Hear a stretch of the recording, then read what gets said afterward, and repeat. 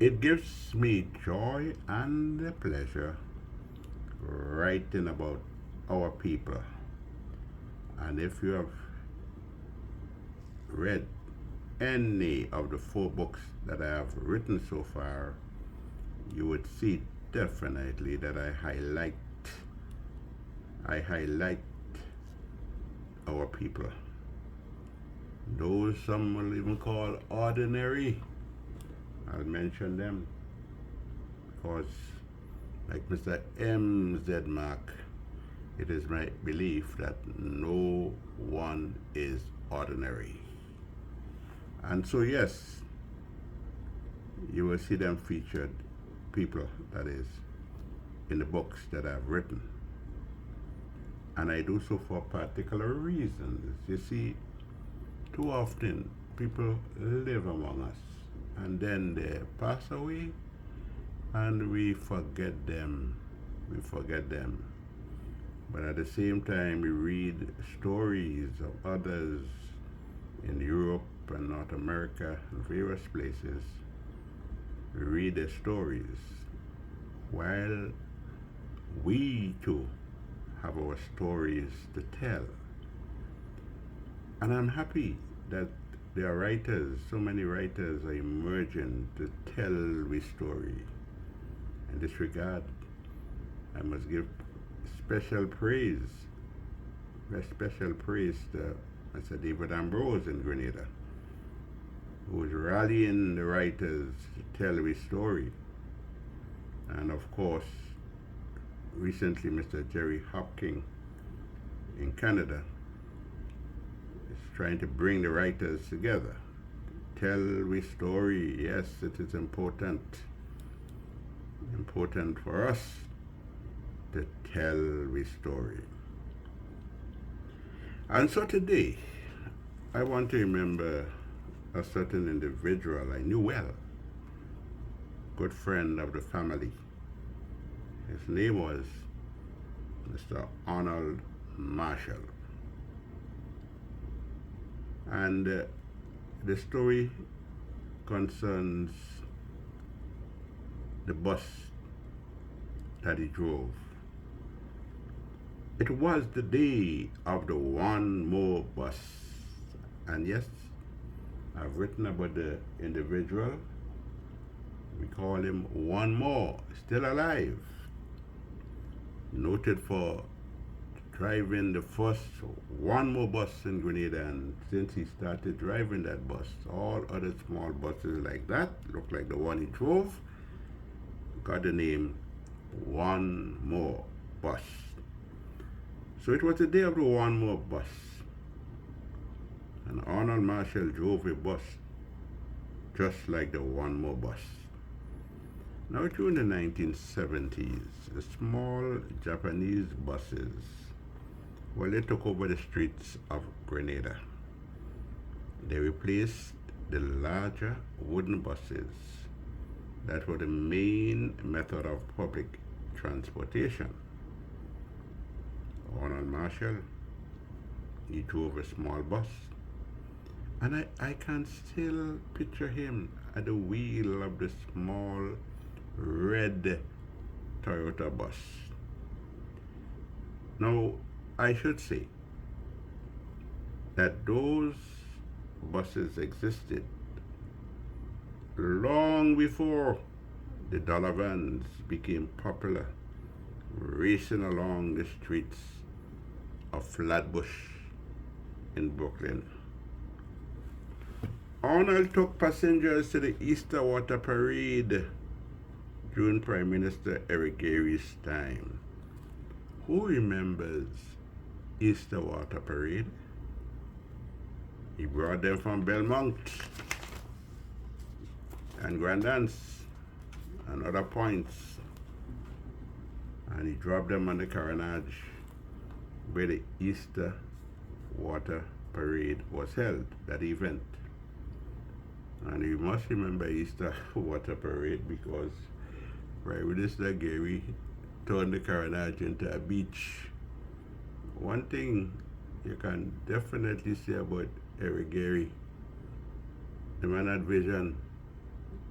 and he did things that some people wondered. When he brought the big yellow school buses that you see in America and Canada to Grenada, people ball. They say, boy, Grenada Street's too small for that. But no, that bus took us to Shaper School, St. John's Christian Secondary School.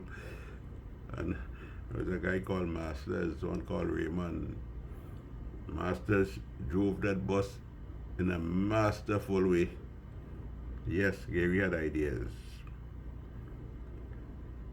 And of course, Arnold was one of the pioneers in the swift transportation business. He transported players to football games in Grenville and Sotez and other places, and he brought them to the popular beach parties all over the island.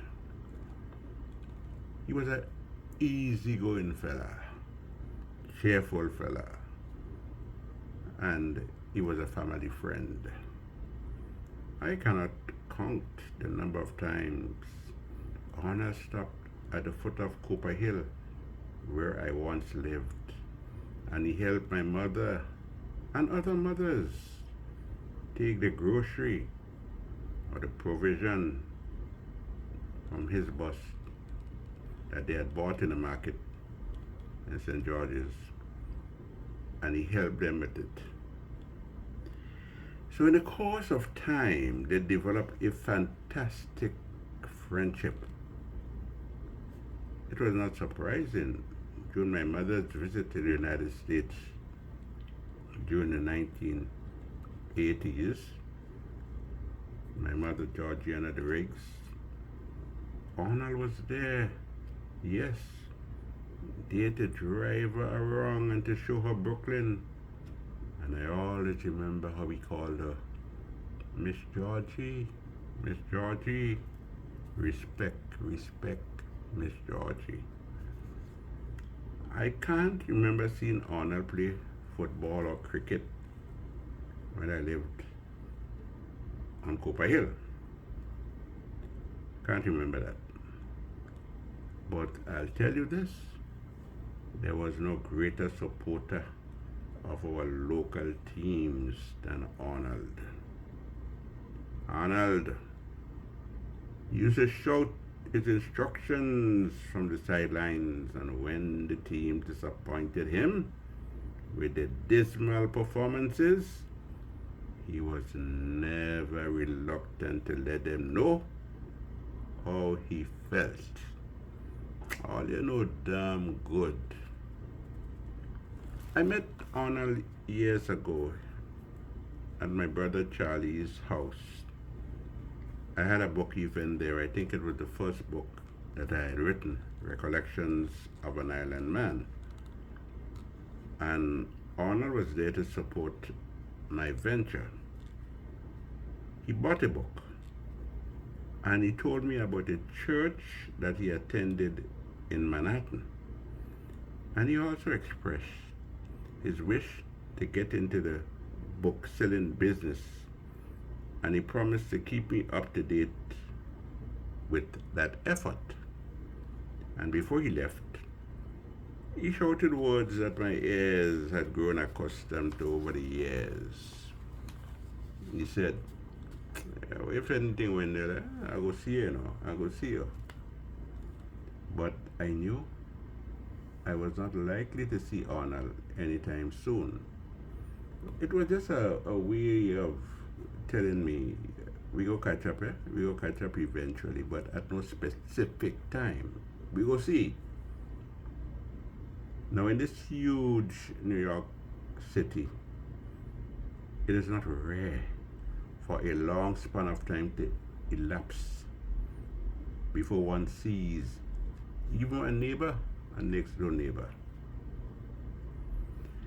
So yes, remembering Arnold Marshall, a humble soul, a good man, and he will be remembered by those who knew him.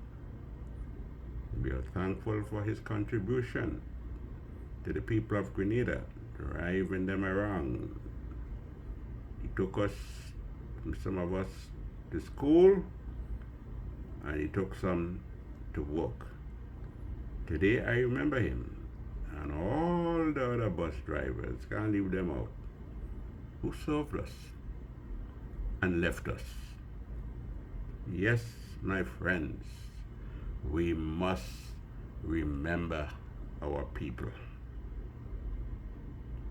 Anthony Wendell DeRiggs.